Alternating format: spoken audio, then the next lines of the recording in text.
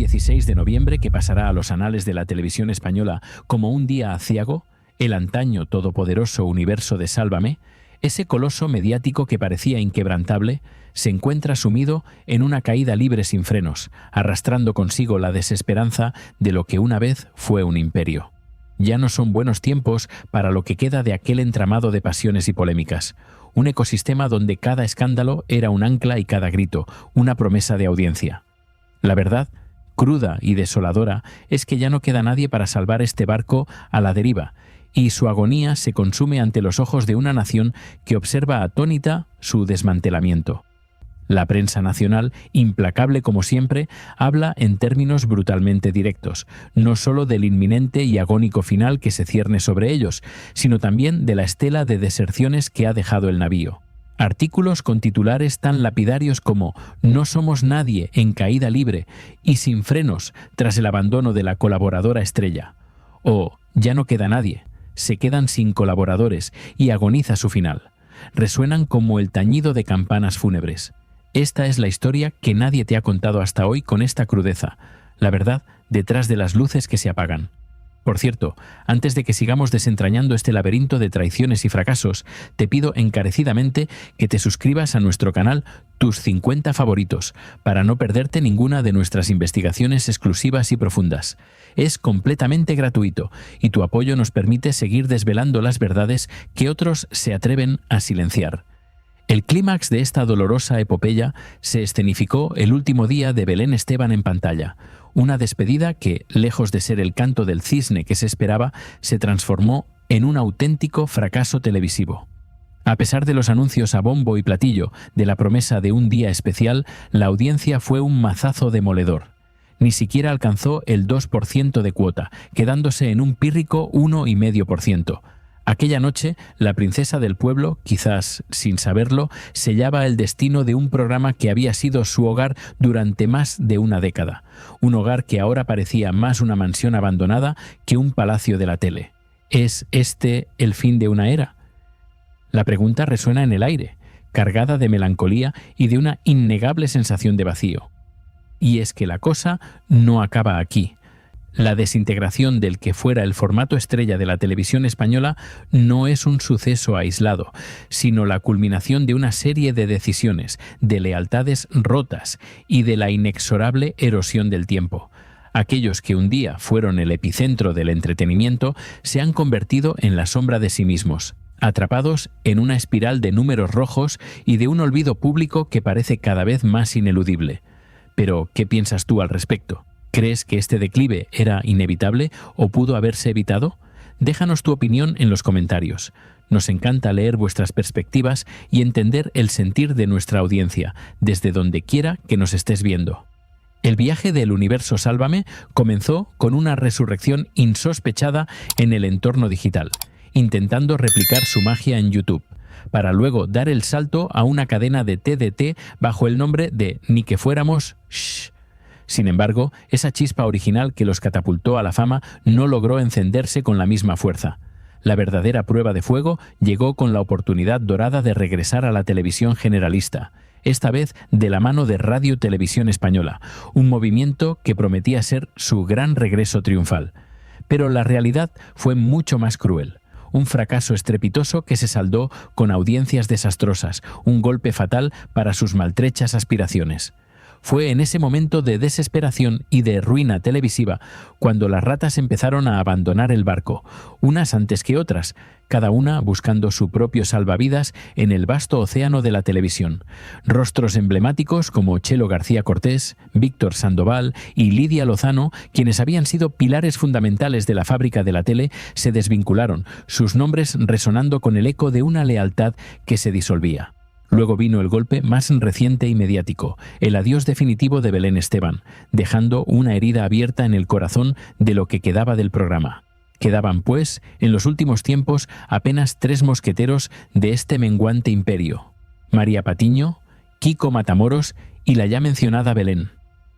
Pero no solo ellos partieron. Antes, otros nombres como Kiko Hernández también habían saltado por la borda, sintiendo la brisa gélida de un final que se acercaba. Entre todos ellos hubo un alma astuta, una mente brillante que leyó los vientos del cambio con una lucidez pasmosa. Rafa Mora, quien, con una inteligencia superlativa, se sacó una plaza de policía local en Madrid, asegurándose un futuro lejos de la incertidumbre televisiva, sin tener que mendigar un sueldo a la espera de una llamada que quizás nunca llegaría. Un movimiento que sin duda lo coronó como el más inteligente de la clase. Belén Esteban, figura icónica si las hubo, siempre había demostrado una fidelidad casi monacal a la fábrica de la tele, a la productora La Fábrica de la Tele y a Telecinco. Su lealtad era una virtud innegable, un pacto no escrito que la mantuvo anclada a sus orígenes. Sin embargo, el 16 de noviembre de 2023, la princesa del pueblo rompió ese pacto sagrado, abriendo las puertas a nuevas ofertas, dispuesta a prosperar y a embolsarse, por fin, grandes cantidades de dinero que el destino le ponía por delante. Es un giro dramático, la metamorfosis de una leyenda. Las cifras hablan por sí solas. Se especula que su nueva aventura culinaria, ese flamante programa, le costará a la cadena entre 20.000 y 25.000 euros cada semana. Una inversión colosal que demuestra el calibre de su decisión. Durante años se le habían ofrecido colaboraciones en programas de la talla de MasterChef, pero ella, fiel a su amistad con la productora y con sus compañeros, se había negado. Ahora el momento ha llegado. Es el instante de aceptar nuevos retos, de dar el salto a Televisión Española, abandonando para siempre a aquellos que fueron sus compañeros de batallas. Una apuesta fuerte, un nuevo capítulo, pero ¿será suficiente para reescribir una historia de declive? La verdad es que, a pesar de sus esfuerzos y de la innegable garra de Belén, esta nueva etapa no ha funcionado con la brillantez esperada. Demasiados bandazos, demasiadas incertidumbres y la propia Belén Esteban, con una sinceridad que le honra, cree que es el momento de cerrar una historia. No quiero engañar a nadie, me voy a tocarte, pero después voy a descansar, declaró, confirmando su retirada, su deseo de dejar atrás un ciclo agotador. Es la crónica de una muerte anunciada para el programa, que ve cómo sus cimientos se desmoronan a velocidad de vértigo, dejando un vacío inmenso. Con Belén fuera de escena, la desoladora realidad se cierne sobre el universo Sálvame y sus secuelas televisivas. ¿Quién queda ahora? Apenas María Patiño y Kiko Matamoros como figuras permanentes. Carlos de Acordera se une a ellos, pero solo un día a la semana. En un programa que antaño rebosaba de colaboradores, de personalidades explosivas y de un torbellino de opiniones, la plantilla se ha reducido a la mínima expresión. Ya no queda nadie más. El eco de los pasillos vacíos es el único testimonio de la grandeza perdida, y las desastrosas audiencias, persistentes y obstinadas, tampoco acompañan, sino que sellan su destino con una crueldad demoledora. Pero la crisis no se limita a un único programa. Fiesta, el espacio presentado por Emma García, también se enfrenta a su propia travesía por el desierto de las audiencias. No logran superar el 10%, se quedan de nuevo en el unidígito, arrastrando varias semanas consecutivas con un 8,5%. Ni tan siquiera el huracán mediático que supone Kiko Rivera, ese imán para la polémica que siempre había garantizado una subida en los números, ha logrado revertir la situación. Su presencia, aunque generadora de amor y odio, no ha sido suficiente para levantar una audiencia que está en picado. La única persona que ha logrado, ya sea por sus malas prácticas o sus sinceridios, generar un cierto repunte, ha sido él, pero incluso su poder se desvanece ante la indiferencia del público. Estamos ante un naufragio colectivo y los restos flotan en un mar de incertidumbre. La situación se agrava con los rumores, esos susurros que recorren los pasillos de las cadenas como una sentencia. Según las malas lenguas, el programa Fiesta, que en diciembre aún respira, no llegará a enero. Se dice que será retirado de la parrilla televisiva, una decisión que, de confirmarse, significaría otro mazazo para el corazón de la televisión. ¿Será este el inicio de una reestructuración profunda o simplemente el fin de un ciclo que ya no tiene cabida en los gustos del público? La verdad es que el panorama es desolador y la caída libre parece no tener fin. Estamos ante el epílogo de una era, el ocaso de un imperio que una vez reinó y ahora se desvanece entre el olvido y el irremediable paso del tiempo. Mientras el antaño flamante Universo Sálvame se desintegra en un eco lejano de lo que fue, el torbellino de la crónica social no cesa, revelando nuevas grietas en los cimientos de figuras que creíamos conocer a la perfección. Nos adentramos ahora en un laberinto de confesiones amargas y verdades postergadas, donde la redención busca su camino entre las sombras de un pasado turbulento y las lealtades que se resquebrajan sin piedad. La verdad, como un fantasma persistente, se niega a permanecer oculta, destapando las miserias humanas detrás de los focos. El eco de un nombre, Kiko Rivera, resuena con una madurez insospechada en el plató, revelando facetas que pocos creían posibles en su temperamental figura. Su última aparición televisiva fue un ejercicio de contrición pública, un intento desesperado por buscar lo que él mismo ha llamado un doble perdón, no solo de sus hermanas, sino también de una opinión pública que lo había juzgado sin piedad durante años. Quienes lo presenciaron fueron testigos de un Kiko diferente, un hombre que parecía haber amarrado sus tormentas internas, buscando la paz después de un largo calvario de controversias. Este es un resurgimiento personal, una lucha interna que lo dignifica, mostrando que incluso en el fango de la exposición mediática, la autocrítica puede florecer con inesperada fuerza. Su testimonio sobre Isa Pantoja fue tan crucial como desgarrador. Un relato que dibujó un panorama desolador de las relaciones familiares. Por mucho que algunos intenten minimizarlo o criticarlo, la veracidad de sus palabras en la entrevista es innegable. Un puñetazo en el estómago para su hermana, quien, según él, debe estar en shock, macerando una realidad que siempre se le ha negado. Él mismo reconoció los hechos que lo llevaron a esos puntos de quiebre, pero con una salvedad crucial. No todo fue como se contó, y detrás del incidente de la manguera que él promete nunca revelar, existió una adolescencia de Isa Pantoja que distó mucho de ser color de rosa. Kiko no dejó a su hermana en el mejor de los lugares, sino que pintó un retrato de una mujer triste, profundamente deprimida, cuyo estado de ánimo incluso lo afectaba a él mismo. Esta es la cruda verdad, la herida que subyace bajo la superficie de un conflicto que se niega a sanar. ¿Por qué Kiko ha visto ahora todas estas cosas con tanta claridad, con una perspicacia que antes le era ajena? La respuesta es sencilla y devastadora. Ha salido de ese ambiente tóxico que nublaba su juicio, ese círculo vicioso de codependencia y conflicto. Si uno se mantiene rodeado de personas que no le permiten ver la realidad, jamás podrá tomar conciencia de lo que verdaderamente le está ocurriendo, de las verdades incómodas que lo rodean. Isa Pantoja necesita ayuda urgente, y no solo él lo ve, sino que es una verdad que a muchos nos parece evidente, un grito silencioso que se oye a lo lejos. Pero también es cierto que cuando a Isa Pantoja le iba bien y daba dinero a su hijo, nadie tenía problema alguno, nadie cuestionaba nada. Es cuando se ha utilizado el apellido Pantoja para hacer caja en los programas de televisión, y él estaba allí, que la moralidad se ha vuelto un arma arrojadiza, un látigo implacable. Ni los malos son tan malos, ni los buenos son tan buenos. La complejidad de estas relaciones es un laberinto de intereses y afectos encontrados, donde la verdad se distorsiona con facilidad. No vamos a canonizar a Isa Pantoja como Santa Teresa de Calcuta, ni tampoco a demonizarla sin piedad. La realidad es siempre más matizada, más dolorosa, más humana en sus contradicciones.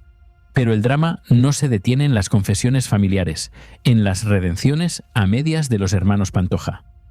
La aparición de Jessica Bueno en el programa de Emma García nos ofreció un clímax de tensión incómoda que expuso las costuras de la televisión en directo, la manipulación detrás del entretenimiento.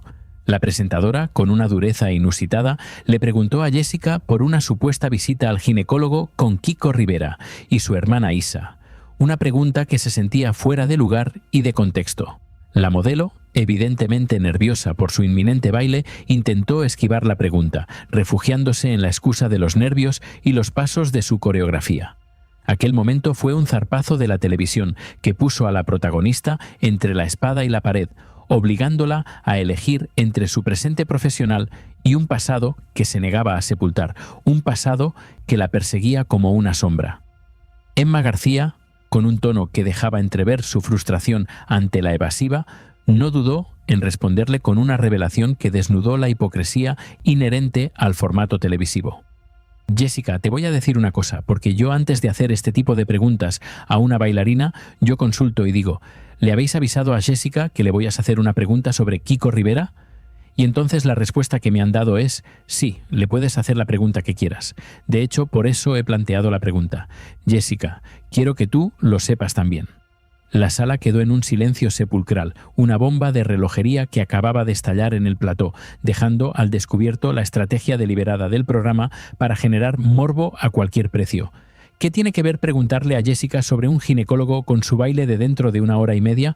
Este tipo de jugadas, esta búsqueda del escándalo a cualquier precio, quizás sea la respuesta a por qué el programa apenas roza el 9 o el 8% de audiencia, una cifra pírrica para un formato que busca la atención a toda costa. Y mientras unos luchan por la redención y otros se debaten entre la tensión y la indignación, una nueva tormenta, aún más oscura y devastadora, se cierne sobre el clan Campos, una saga familiar que parecía haber encontrado una falsa paz tras el fallecimiento de su matriarca, María Teresa Campos. Pero la verdad, como una grieta en un muro antiguo, siempre termina por manifestarse, por salir a la luz con una fuerza inquebrantable. La última hora que nos trae Jesús Manuel Ruiz es demoledora, una crónica de secretos inconfesables que involucran a Rocío Carrasco, Meli Camacho y, por supuesto, a las siempre polémicas Carmen Borrego y Terelu Campos. El titular es un mazazo. El miedo de Carmen Borrego a que Meli Camacho cuente la verdad de Rocío Carrasco a sus hijas y nietos. Jesús Manuel Ruiz desvela con una autoridad innegable que Meli Camacho, la íntima amiga y confidente de María Teresa Campos, había guardado un silencio sepulcral hasta ahora, no por miedo a las represalias, sino por un profundo respeto hacia la memoria de su amiga fallecida. Pero ese silencio, esa lealtad incondicional, se ha roto, y con él el velo de apariencias que cubría las relaciones familiares, dejando al descubierto una realidad mucho más cruda. Parece que de poco le valdrán a Carmen Borrego sus amenazas veladas por WhatsApp, mensajes que rezaban: «Ten cuidadito con lo que vas contando por ahí, porque no es verdad, ten cuidado, tal». Carmen Borrego amenazando a la íntima amiga de su madre. Un acto de hipocresía que clama al cielo, un intento desesperado por silenciar una verdad que se niega a permanecer oculta, que ya es un grito a voces. Meli Camacho, convertida ahora en la portadora de una verdad incómoda, lo sabe todo, absolutamente todo. Desde las reuniones secretas de María Teresa Campos con políticos de altas esferas de nuestro país para intentar recuperar la custodia de sus nietos, una batalla personal y desgarradora, hasta la verdadera relación y la opinión que María Teresa tenía en sus últimos años, no solo de sus hijas biológicas, Carmen y Terelu, sino también de su hija postiza, la controvertida Rocío Carrasco. Este es un artículo que muestra la verdadera finalidad que tiene Meli Camacho, una mujer que, a estas alturas de su vida, podemos asegurar que no busca dinero ni fama televisiva. No, os lo puedo garantizar.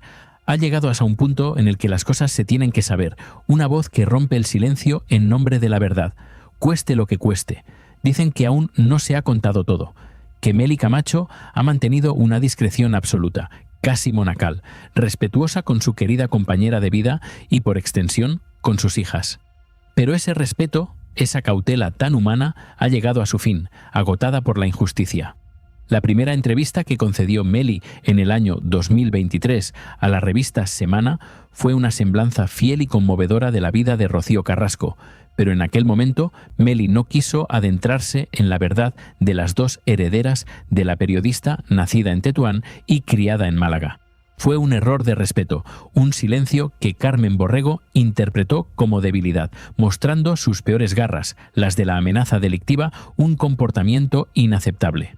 El tiempo, implacable como un juez, ha demostrado la verdadera cara de las hermanas Campos, despojándolas de su máscara. Ahora, la gran compañera de viaje de María Teresa Campos ha vuelto a aparecer en escena, y quienes la conocen de cerca aseguran que está dispuesta a quitarles la máscara a las dos hijas de la presentadora, principalmente a Carmen Borrego, que parece ser el epicentro de esta nueva tormenta. El último mensaje que Carmen le mandó a Meli, según el diario, es elocuente y no deja lugar a dudas. Espero que pueda demostrar todo lo que dice, si no me veré obligada a Corwin a que nos veamos donde no me gustaría. Una amenaza directa, una velada insinuación de acciones legales. Que Meli, ha decidido ignorar, porque ella es la portadora de lo que realmente pensaba María Teresa de sus hijas y de sus 3 nietos, una verdad que la liberación. Y aquí viene la frase demoledora, la que desgarra el corazón y expone la crueldad de una situación familiar que se creía íntima. Deambulaban por los alrededores de la casa, pero no la visitaban. Esta declaración no solo confirma un secreto a voces, sino que revela una verdad hiriente. En los últimos años de vida de María Teresa Campos, sus hijas no formaron una piña, no demostraron un cariño especial, sino más bien una relación interesada y distante. Han vendido sus penas en programas de televisión, han monetizado la enfermedad de su madre hasta el último aliento y, tras su fallecimiento, incluso se han hecho exclusivas sentadas en la cama de la difunta, un acto de insensibilidad que pocos pueden perdonar. ¿Quiénes son ellas para dar lecciones morales y mucho menos para amenazar a quienes buscan la verdad?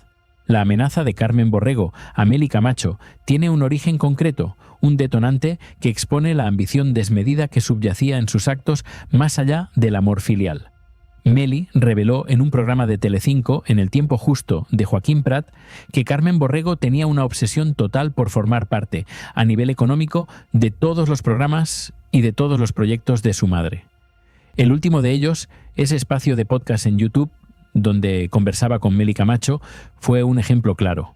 Carmen Borrego quiso participar, pero no como un apoyo, sino para dirigirlo y llevarse una cuantía que oscilaba en torno a los 5.000 euros, dinero que, al final, nunca cobró porque no había un duro.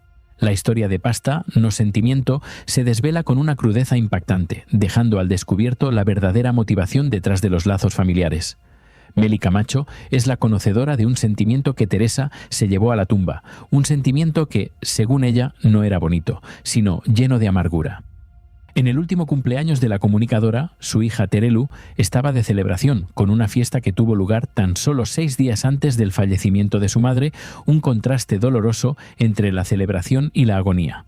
Pocos se acercaron al hogar de Molino de la Hoz para seguir el deterioro de María Teresa, para acompañarla en sus últimos momentos. El primer funeral fue un despropósito, un mero protagonismo de Carmen, que trató a Meli como un ser inferior. La verdad es que a Terelu y Carmen Borrego solo les interesaba el dinero, la pasta, no el sentimiento. Esta es la cruda realidad de un vínculo roto. Pero el artículo de Jesús Manuel Ruiz va más allá, arrastrando a Rocío Carrasco a este torbellino de verdades incómodas y desoladoras. Lo que pensaba Teresa de Rocío Carrasco en el último tiempo es una revelación que golpea el alma y destroza el mito de la tercera hija. Meli Camacho, el refugio de María Teresa en los buenos y malos momentos, fue testigo de todo, no solo en Madrid, sino también en Marbella, donde compartieron vacaciones. La gran confidente de la directora de Día a Día es también testigo fidedigno de lo que pensaba de Rocío Carrasco en sus últimos años, una verdad que la liberó. Y aquí viene la declaración demoledora, la que resquebraja el corazón. Ya no la consideraba su tercera hija. Esta frase es para cualquier conocedor de la historia de María Teresa y de cómo acogió a Rocío Carrasco en su vida, especialmente tras el fallecimiento de Rocío Jurado, un auténtico mazazo emocional. El final de su vida no solo estuvo marcado por la ausencia de sus hijas biológicas, sino también por el doloroso distanciamiento de aquella a quien había considerado un pilar en su existencia, un miembro irreemplazable de su familia. ¿Recordáis las Navidades en casa de María Teresa Campos, las fotos con Alejandra Rubio, Carmen Borrego, Terelu Campos y Rocío Carrasco? Esas imágenes donde se veía a Alejandra Rubio abrazada en un sofá de María Teresa Campos mientras Rocío se negaba a ver a sus hijos adquieren ahora un nuevo y doloroso significado, un clímax de hipocresía que se desmorona. Al final, todo queda en casa y las verdades ocultas salen a la luz con una fuerza inquebrantable, exponiendo la fragilidad de los lazos familiares y el peso de los secretos. Os invito encarecidamente a ir a la web de El Diario para leer el artículo completo de Jesús Manuel Ruiz, porque merece la pena cada palabra. Y si os ha gustado este contenido, este viaje por los recovecos más oscuros de la farándula española, no olvidéis suscribiros a tus 50 favoritos. Vuestro apoyo diario al canal es fundamental para seguir desvelando estas historias, para seguir buscando la verdad en un mar de apariencias. Un besazo.